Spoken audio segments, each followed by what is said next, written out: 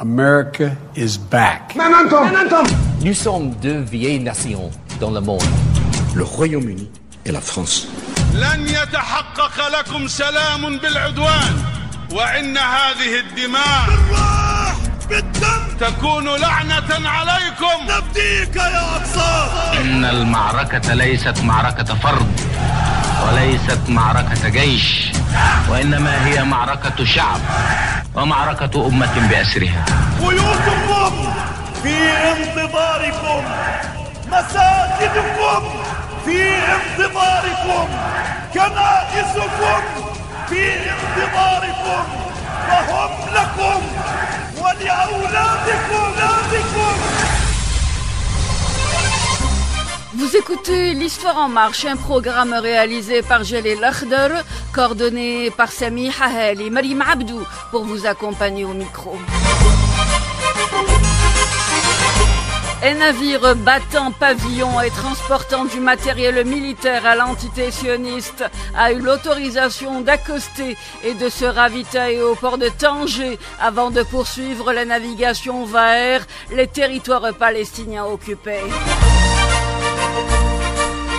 En juin dernier, un navire de la marine de guerre israélienne a fait escale au Maroc, au port de Tanger. L'escale aurait permis notamment à l'équipage composé de dizaines de soldats de combat naval de l'armée d'occupation de se ravitailler avant de poursuivre son itinéraire. Il s'agit de la seconde escale du genre à Tanger. C'était en septembre 2023.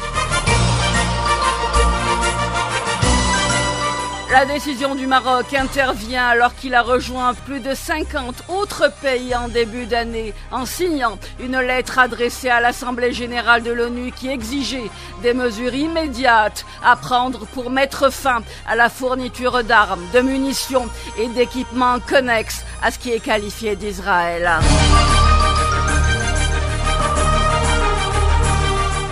Avec nous en ligne, Monsieur Mohamed El-Batioui. Merci d'accepter notre invitation. Vous êtes opposant marocain, académicien, universitaire, docteur en sciences économiques et en gestion. Monsieur Mohamed El-Batioui, avant d'entrer dans le vif de notre sujet, j'aimerais préciser avec vous, cette présentation est-elle conforme? C'est une dénomination un peu professionnelle, mais moi je suis un ancien prisonnier politique de ce Marzen suite aux événements de 84, et puis j'ai été torturé dans les camps de torture de ce régime, et puis j'ai été exilé non-stop pendant 27 ans. J'ai dû retourner en 2011 jusqu'en 2018, mais la manière dont le régime a géré le Hirak du Rif, ça m'a complètement déçu, et j'ai repris mon exil depuis 2018. Donc je suis en exil depuis 2008. Cette fois-ci, c'est un exil voulu. C'est une position politique que j'ai vis-à-vis de ce régime, et en plus ici conforté depuis la normalisation avec l'entité sioniste, parce que voilà, c'est un comportement de voyous. On normalise pas avec un état d'apartheid, on normalise pas avec un état génocidaire, criminel, et en plus il n'insulte pas uniquement pour moi, pour tout le peuple marocain qui manifeste quotidiennement. On a eu parfois des sommets de manifestations qui ont atteint le million de participants. Oui. Oui. Il y a cela quelques mois, vous révéliez que des porte-conteneurs israéliens transportant des armes depuis les États-Unis ont fait escale au port de Tanger. Peut-on avoir plus d'éléments d'information à ce propos, Monsieur Mohamed El-Batioui?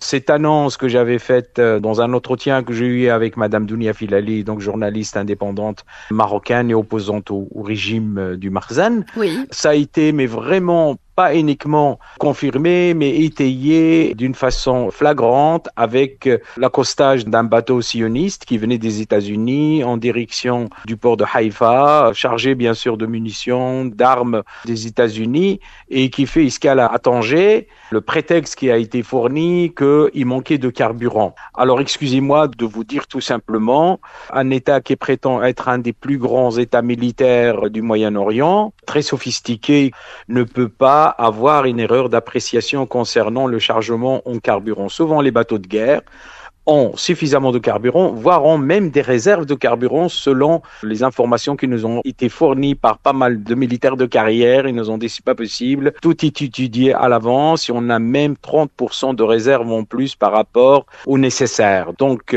l'accostage de ce bateau dans le port de Tanger n'était pas du tout pour se ravitailler en carburant, mais tout simplement c'était pour prendre des armes, pour prendre des munitions pour les militaires marocains, parce qu'ils se battent avec des armes qui sont complètement différentes des armes de l'entité sioniste, donc il ne peut pas être approvisionné en munitions sur place. Donc il fallait revenir à la caserne de départ, ça veut dire le Maroc, pour pouvoir leur fournir des armes, leur fournir peut-être du courrier de la famille, des informations, des médicaments, des traitements que les militaires peut-être prenaient. Il y a des militaires qui ont des traitements, des trucs comme ça.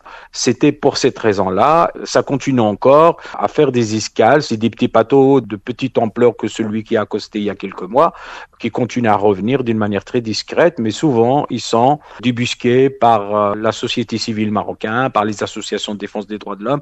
C'est un balai qui continue presque tous les 2 mois, revient vers le port d'attache qui est Tanger. Il y a d'autres informations qui disent que il y a des avions qui décollent du Maroc vers les Émirats arabes unis, et puis des Émirats arabes unis, ils décollent vers l'aéroport de Ben Gurion, mais quand il s'agit vraiment d'un chargement modeste. Mais quand il s'agit des gros chargements, ils sont obligés d'utiliser les bateaux. Ce sont des informations vérifiées, Monsieur Mohamed El Batoui, concernant les avions qui font escale? Oui. Non, c'est plus que confirmé. Plus que confirmé. En juin dernier, un navire sous pavillon israélien accoste au port de Tanger. Préalablement, un navire chargé de tonnes de matières explosives a également accosté. L'Espagne avait refusé à ces navires de faire escale. N'est-ce pas un refus ou une violation de la décision de la Cour internationale de justice ? Bien entendu, l'Espagne, qui n'est pas aussi attachée comme l'est le peuple marocain à la cause palestinienne, a refusé, dans le respect total du droit international, etc. Et le Maroc, je tiens à rappeler aux auditeurs, tant le chef d'État ou le roi, entre guillemets, et le président, d'une manière un petit peu caricaturale, de le comité Al-Quds, il aurait dû vraiment se caractériser par un minimum de pudeur, un minimum d'honneur, pour pouvoir, je veux dire, refuser que ce bateau accoste au port de Tanger. Mais ça confirme tout simplement ce que j'étais en train de dire. Ce bateau ne peut pas tomber 2 fois à court de carburant à chaque fois quand il passe par le port de Tanger. Et maintenant, ça se confirme qu'il vient chercher quelque chose. Il cherche des armes qu'on doit fournir à des militaires marocains qui se battent à Gaza, qui se battent, c'est un gros mot, qui tuent, qui assassinent comme les soldats sionistes, des enfants, des femmes, des vieillards. C'est vraiment un combat de lâches, alors que on a encore au sud du Maroc des populations qui sont à l'abandon, qui n'ont, depuis le tremblement de terre de l'Haouz, ils vivent sous des bâches en plastique, etc. Et le rôle des militaires, je crois aussi, c'est de défendre les frontières, mais aussi de réhabiliter des gens sinistrés, d'être à la disposition des populations en détresse. Mais là, on a l'impression qu'ils ont fait d'autres choix. Et c'est pour cela que je dis souvent, le Maroc n'a pas d'armée. Et maintenant, c'est la grande catastrophe. Voilà, il est en train de tuer nos frères palestiniens, tuer des innocents qui sont spoliés de leur terre. Je ne trouve pas de mots parce que voilà, c'est un comportement, moi je qualifie souvent de voyou, un comportement d'irresponsable, inhumain. Monsieur Mohamed El Batoui, vous exprimez dans le cadre d'une émission intitulée L'Histoire en marche. Vous êtes donc opposant marocain, vous êtes également universitaire et chercheur au Marocain. En mai dernier, vous révéliez la participation d'au moins 4000 soldats marocains à l'agression sioniste, une participation en vertu d'une disposition de l'accord de normalisation entre l'entité et Rabat. Ce sont des clauses ou, on va dire, des dispositions à partir desquelles agit Rabat, Monsieur Mohamed El Batoui. Tout à fait, absolument. C'est en vertu des accords d'Abraham. La coopération n'était pas uniquement économique, commerciale, mais ils étaient aussi militaires. Ces accords-là, on les a pas annoncés dans les détails. On a toujours vendu au peuple marocain qu'il y aura des échanges scientifiques entre différentes universités, entre différents centres de recherche.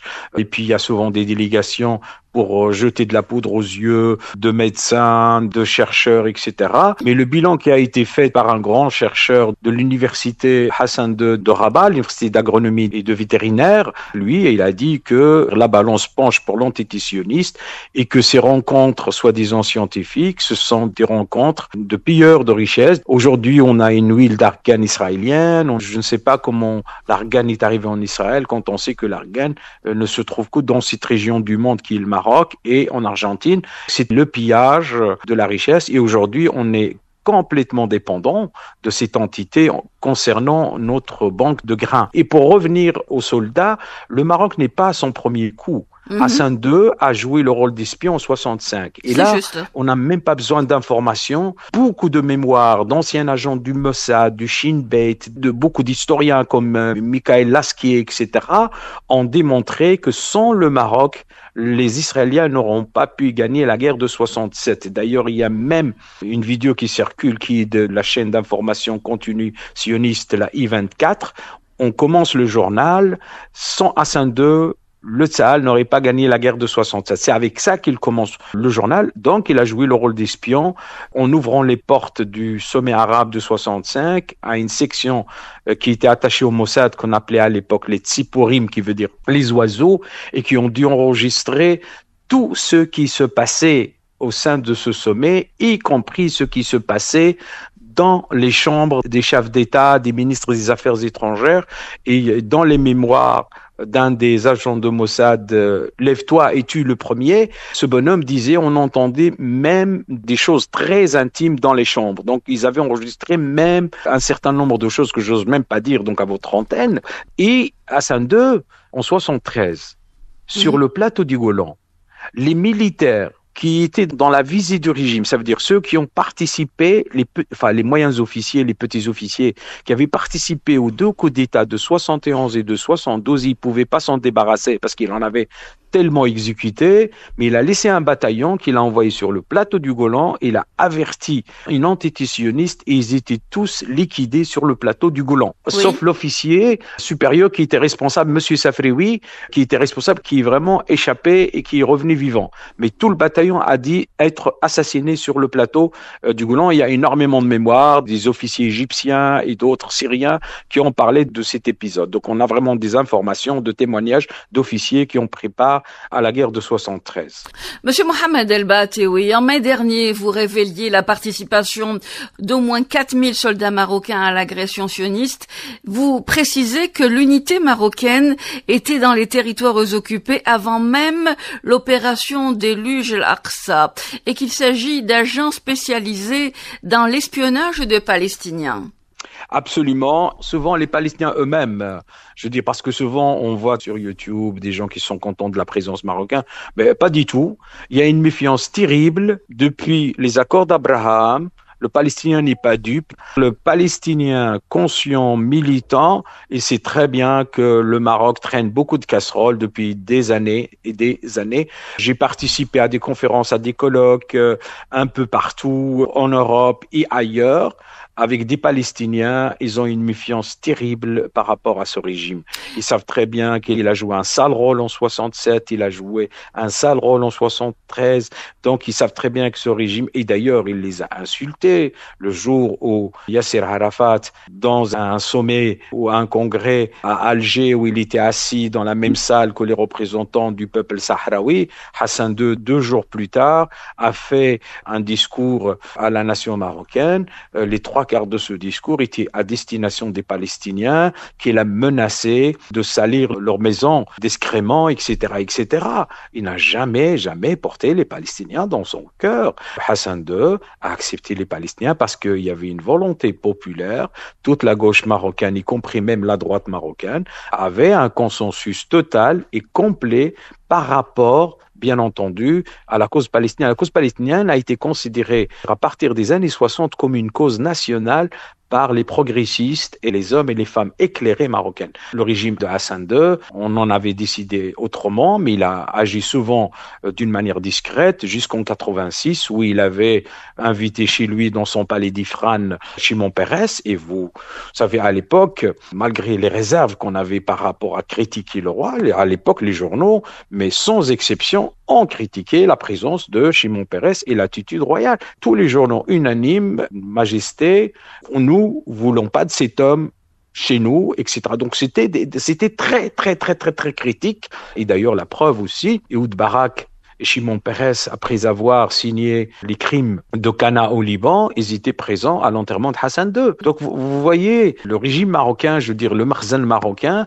a une attitude sioniste et qui remonte vraiment dans l'histoire du Maroc. Il a fermé les yeux sur le départ, fin des années 40, d'un certain nombre de Juifs vers Israël. Il a encouragé, après l'indépendance, entre guillemets, bien sûr, de ce pays, il a encouragé les Juifs de partir. Enfin, il les a encouragés, il les a vendus $50 par tête d'habitant. Et là, j'invite les gens à lire le bouquin de Agnès Ben Simoun, Hassan II et les Juifs. Donc, il a reçu d'un seul coup $500,000.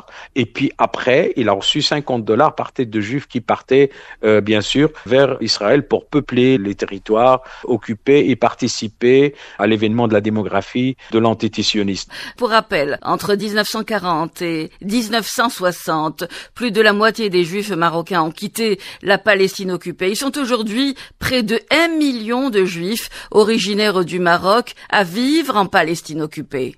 Monsieur Mohamed El-Batiwi. Hassan II était tout le temps un allié de poids pour cette entité et je crois qu'il a joué un rôle très important pour que cette entité se pérennise et s'installe dans les formes qu'on lui connaît aujourd'hui. D'ailleurs, je rappelle aux gens, à la mort de Hassan II, on n'a qu'à lire la presse sioniste à l'époque, le Haaretz, le Yehudit Aharonot, le Davar, etc., etc. On a rebaptisé une dizaine de crèches, je sais pas combien d'écoles, une place.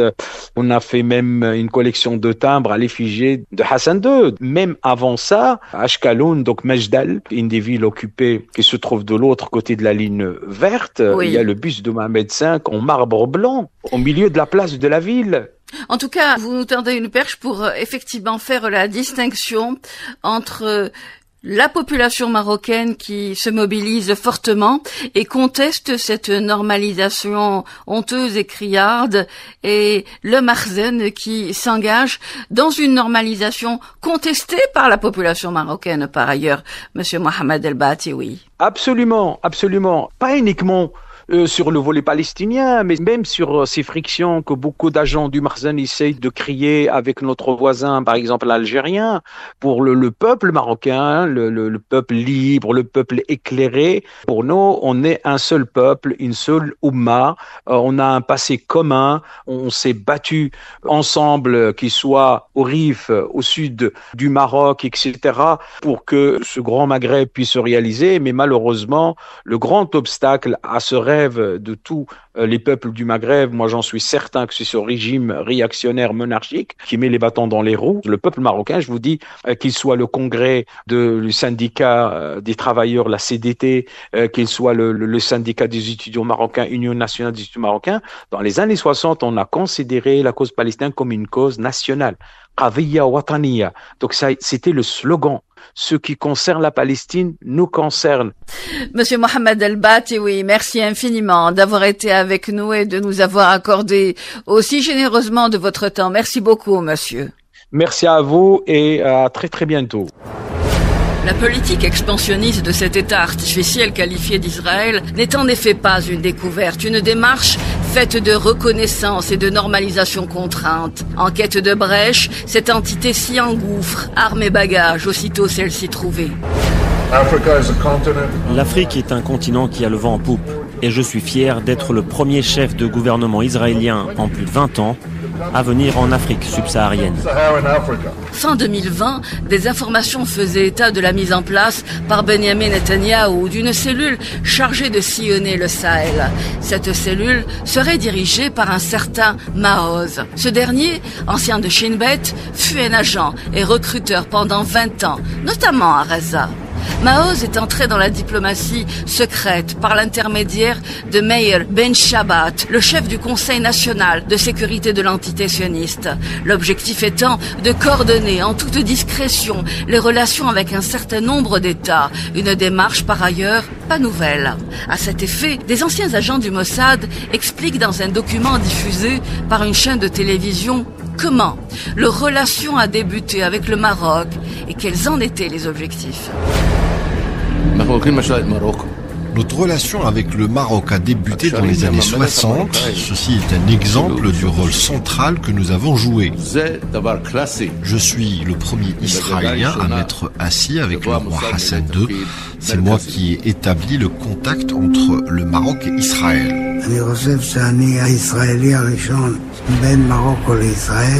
Ben Barka était un opposant marocain et à cette époque, le Mossad avait réussi à construire de fortes relations avec les services de renseignement de mon pays. Et à un moment donné, ils ont décidé de l'assassiner. Le but de cette coopération, quand vous établissez des liens avec un État membre de la Ligue arabe, cet État peut abriter parfois des sommets et des négociations. Cette relation est formidable. Et c'est en effet là que réside l'essentiel, une alliance sécuritaire avec un allié au sein de la Ligue arabe. En septembre 1965, Hassan II accueille une réunion secrète des dirigeants arabes destinée à évaluer leurs capacités militaires. Le roi du Maroc enregistre les échanges au profit du Mossad. Sur la base de ces renseignements, l'ennemi lance une attaque qualifiée de préventive le 5 juin 1967 contre les aérodromes égyptiens. La quasi-totalité des avions est détruite au sol. Le journaliste Roden Bergman révèle qu'à titre de revanche, le Mossad était à la manœuvre dans l'assassinat de Mehdi Ben Barka. Le service de renseignement du Maroc a rendu un service énorme aux Israéliens en donnant au Mossad la capacité d'écouter les conversations les plus secrètes des dirigeants arabes. Et alors, il a donné quelque chose. Il voulait quelque chose en échange. Dans le monde du renseignement, il n'y a pas de repas gratuit, hein. Et les Marocains, on dit Oufkir, Glimi, disent au Mossad, vous savez éliminer? Eh ben voilà, aidez-nous à éliminer Ben Barka. Et le Mossad leur a permis de retrouver Ben Barka, de l'amener à Paris. Et c'est ainsi que les intérêts économiques sont venus renforcer le sécuritaire. Entre 2014 et 2017, les échanges bilatéraux ont dépassé 149 millions de dollars, faisant du Maroc le 4e partenaire africain d'Israël en matière d'importation et le 9e en matière d'exportation. Dans la foulée, Amir Ohana, le ministre de Netanyahou à la sécurité intérieure, déclarait que Rabat a rejoint le groupe de pays qui conduisent des exercices militaires avec l'armée d'occupation. Le 29 janvier 2020, le président Donald Trump dévoilait son plan de paix pour le Proche-Orient qui satisfait toutes les demandes israéliennes. Sa Majesté a annoncé au président que le Maroc prendra des mesures concrètes pour reprendre une relation avec Israël sur plusieurs niveaux. هذا تطبيع يقوم به الحكام فقط وليس الشعوب. الشعب المغربي غير راضي عن ما فعله الحاكم المغربي مع الإسرائيليين. التطبيع يؤدي إلى دمار القضية الفلسطينية وهو يؤدي إلى زيادة الاستيطان ويؤدي إلى تقوية كلمة إسرائيل ويعطيها القوة من المزيد من القوة فعل الجرائم وارتكاب الجرائم في الشعب حق الشعب الفلسطيني. إننا وباسم شعبنا الفلسطيني إذ ندين بكل عبارات الشجب والإدانة هذا الإعلان التطبيعي الجديد الذي يتعارض مع حقيقة وأصالة دولة المغرب وشعبها المدافع عن القضية الفلسطينية على مر التاريخ.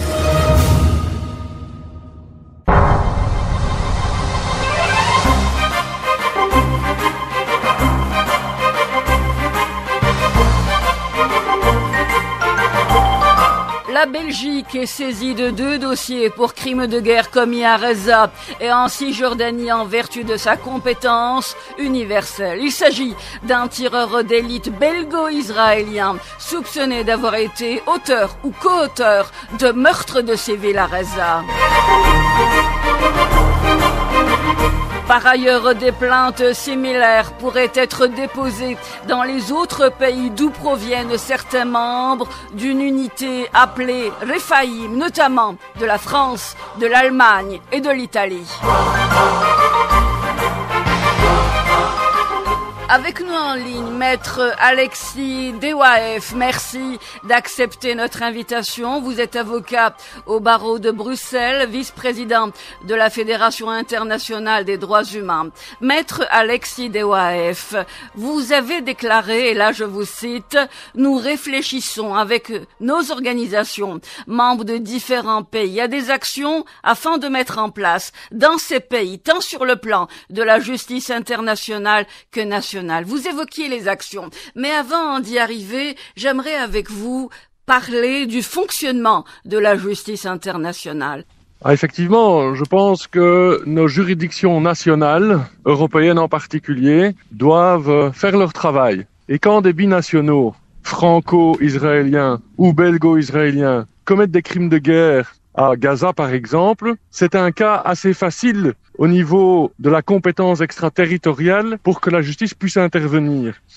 Vous savez, il y a les législations de compétences universelles dont on s'est doté pour poursuivre les crimes commis à l'étranger, les crimes graves, crimes de guerre, crimes contre l'humanité, génocide. Mais quand il s'agit d'un double national, c'est encore plus facile parce qu'effectivement, la Belgique, ici, en l'occurrence, est compétente pour juger quelqu'un qui commet, un Belge, qui commet des crimes à Gaza. Et on sait que dans l'armée israélienne, il y a beaucoup de binationaux.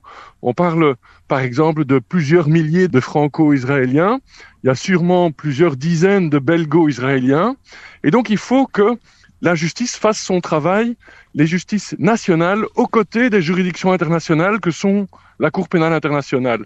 C'est seulement comme ça qu'on arrivera à faire appliquer le droit international et mettre fin à ce cycle infernal de l'impunité qui nourrit les crimes suivants, en particulier en matière de crimes de droit international humanitaire. Que pensez-vous du fonctionnement justement de la justice en ce sens? Est-ce qu'il n'y aurait pas une forme de lenteur, ou cette lenteur serait-elle ou peut-elle être expliquée par des facteurs qui ne relèvent pas forcément du domaine de la justice?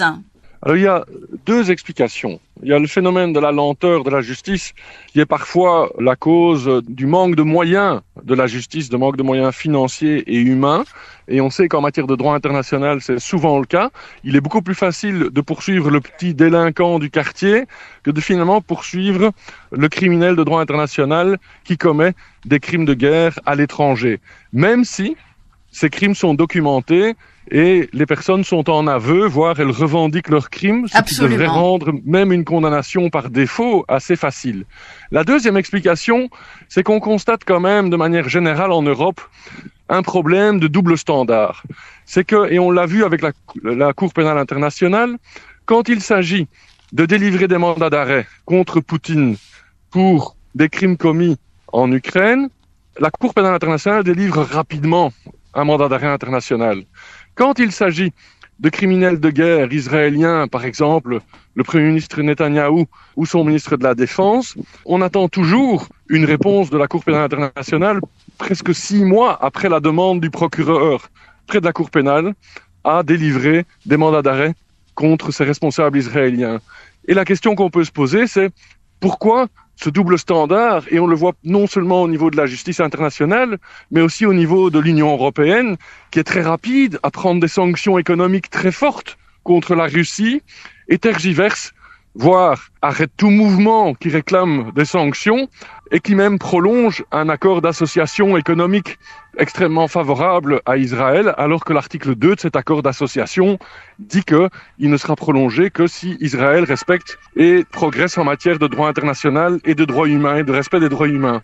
Et donc, je comprends que le Sud global, le reste du monde, en veuille à l'Occident, à l'Europe, aux États-Unis, pour cette impression détestable de double standard quand il s'agit d'Israël qui commet des crimes graves, crimes de guerre, voire crimes de génocide à Gaza. Vous expliquez, maître, que les aveux du gradé de l'unité relèvent de crimes de guerre. Et vu qu'un Belge ou des binationaux participent à ces crimes, les juridictions sont compétentes pour les juger, même si les crimes sont commis à l'étranger. Il y a aujourd'hui de véritables freins, comme vous le disiez à l'instant, qui peuvent s'apparenter à un double standard. Est-ce que ça ne réduit pas du crédit des compétences internationales ou des juridictions internationales ? Ah, effectivement, c'est notre crédibilité qui est en jeu. L'Europe souvent brandit ses valeurs et le respect des droits humains.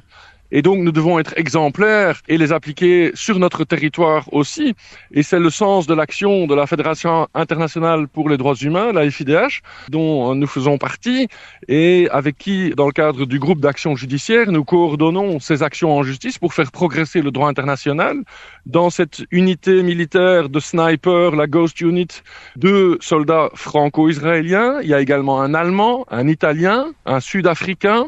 Et il faudrait, et c'est ce qu'on essaye d'organiser au niveau de la FIDH, que des plaintes similaires à celle qui a été déposée en Belgique contre le franco-belge soient déposées pour qu'il y ait une action globale contre les binationaux et que la justice se mette en route pour envoyer un signal clair à tous ces binationaux qui commettent des crimes au sein de l'armée israélienne en disant « le temps de l'impunité, il est terminé ».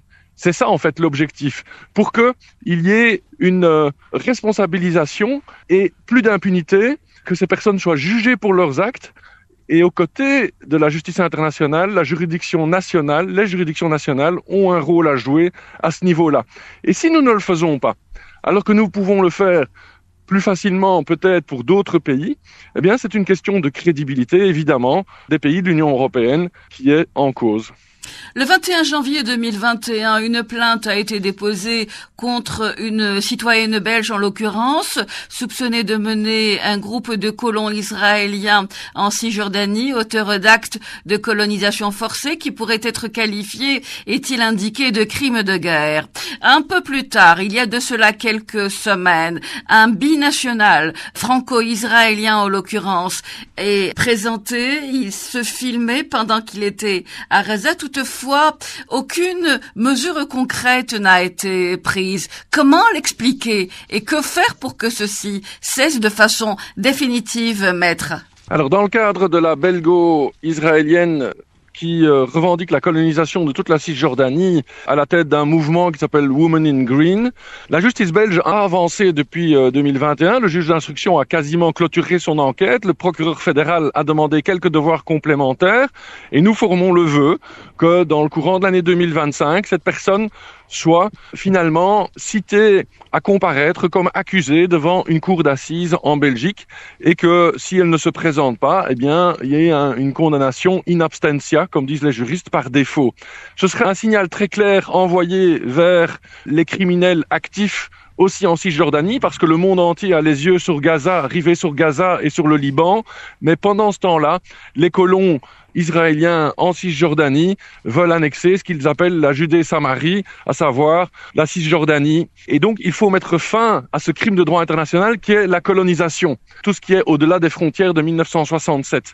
Et là, la justice nationale belge, par exemple, mais d'autres juridictions pourraient également s'en inspirer, a son rôle à jouer. On peut regretter que ça prenne autant de temps, que ce soit aussi lent, mais ce serait une première s'il y a une condamnation qui peut être prononcée dans les mois ou l'année à venir.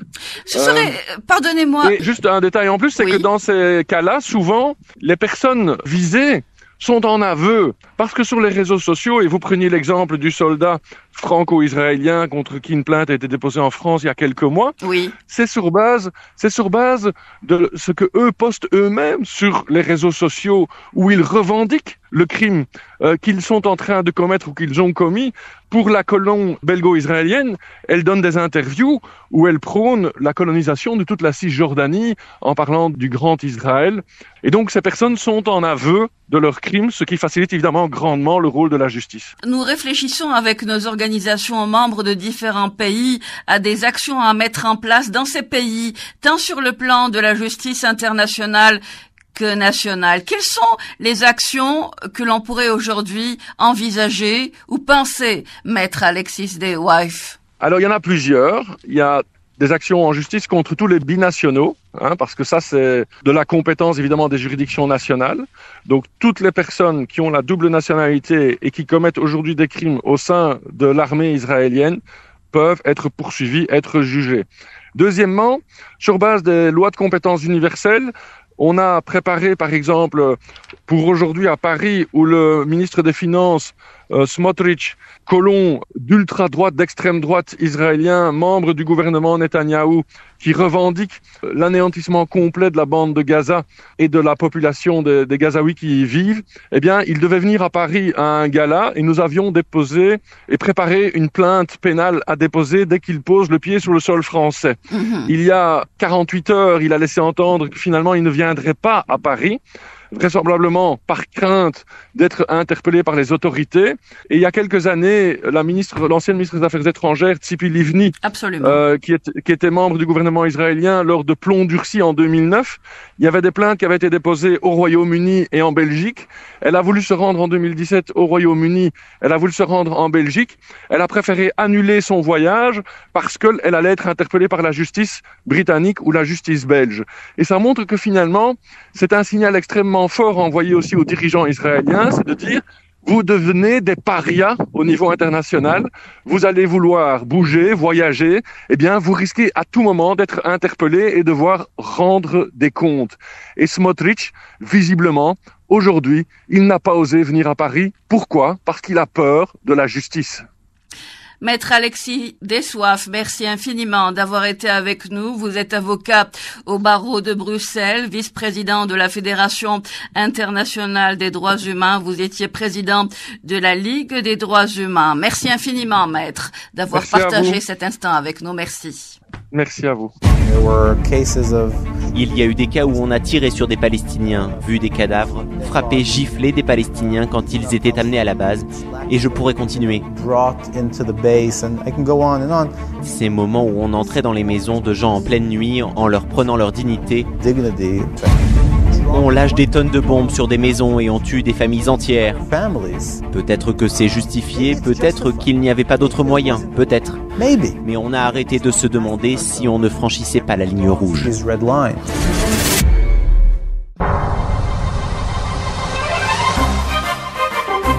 En mars dernier, une dirigeante locale de l'association France-Palestine, Sylvette Rougier, est convoquée pour des faits présumés d'apologie du terrorisme. Cette procédure contre une militante pro-palestinienne n'est pas une première en France. Un enfant de 10 ans est interrogé pendant 3 heures par la gendarmerie suite à une décision du parquet. Vous épuisez l'appareil policier et judiciaire contre des gens seulement coupables d'apologie du droit international.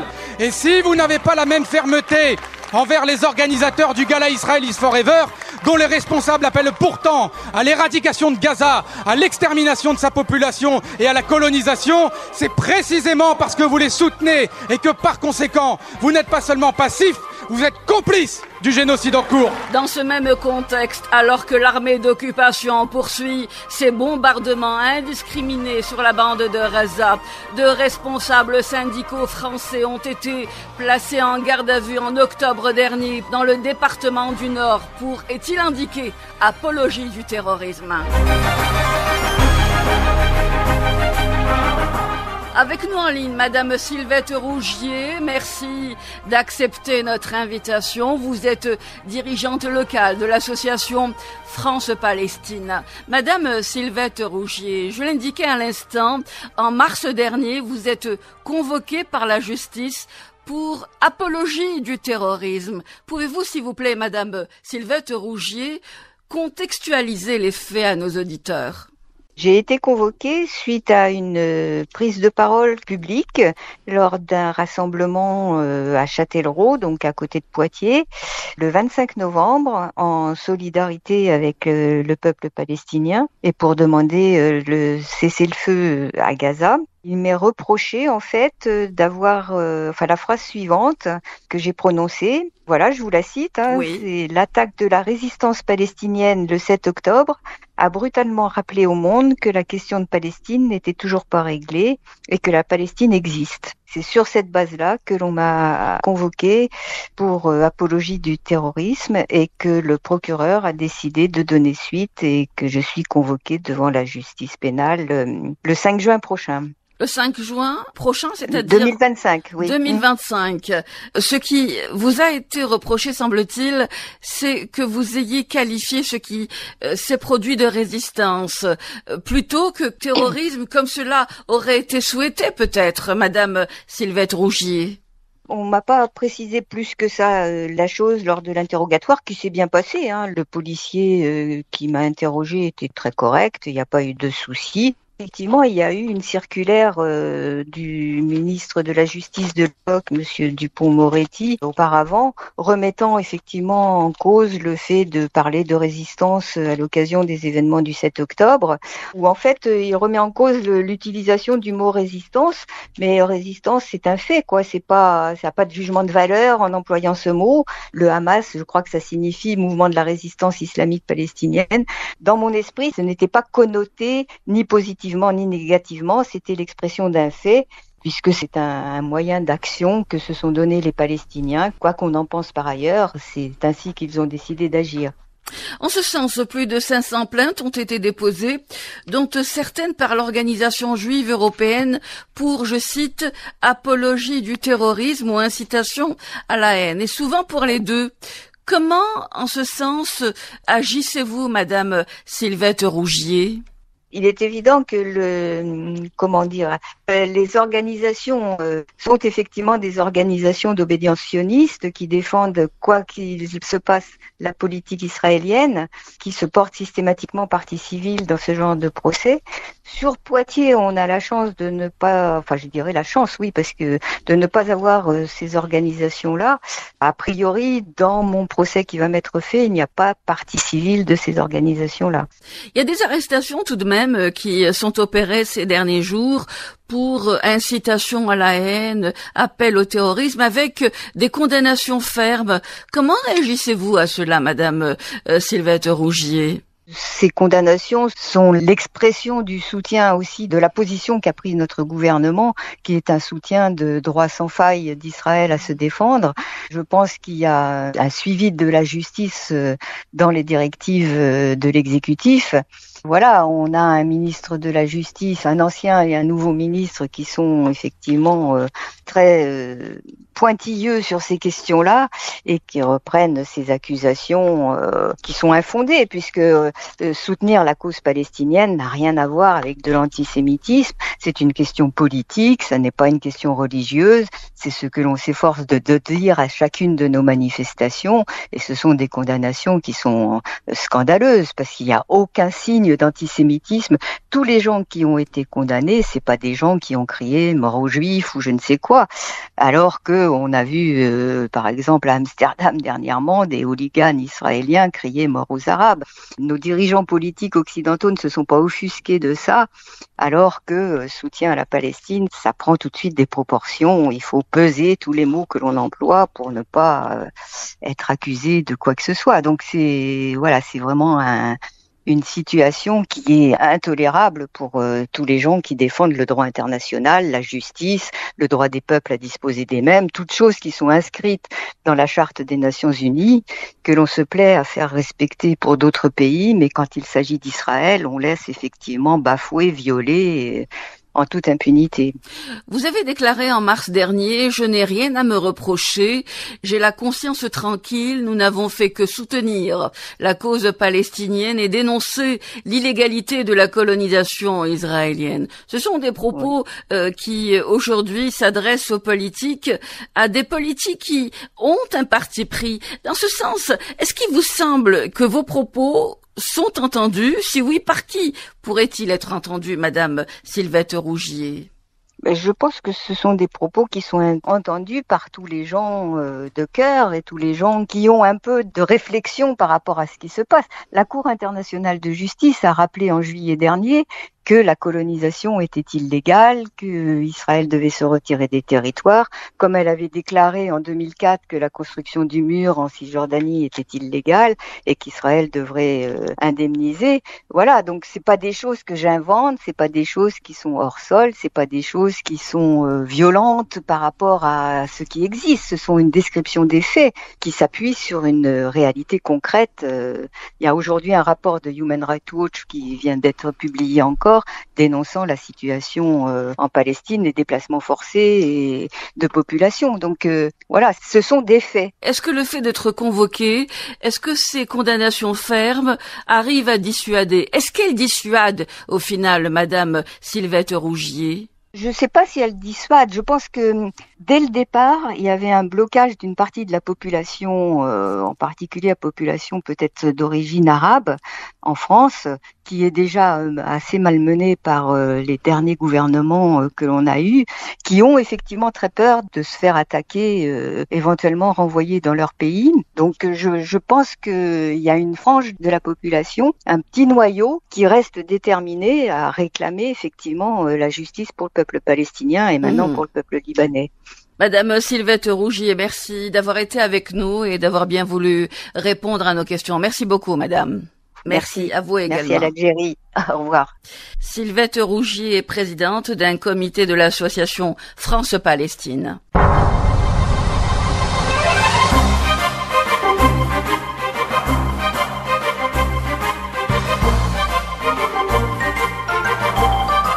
Participé à ce programme, Sylvette Rougier, dirigeante locale de l'association France-Palestine.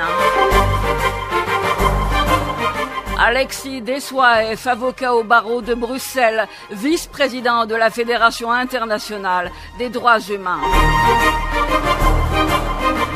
Mohamed El-Bataoui, opposant marocain, académicien universitaire. Mohamed El-Bataoui est également un ancien détenu politique au Maroc. L'Histoire en marche a été réalisée par Jalil Akhdar, coordonnée par Samiha Heli. Maryam Abdou vous a accompagné au micro. J'aurai le plaisir de vous retrouver jeudi prochain à partir de 17h, Inch'Allah.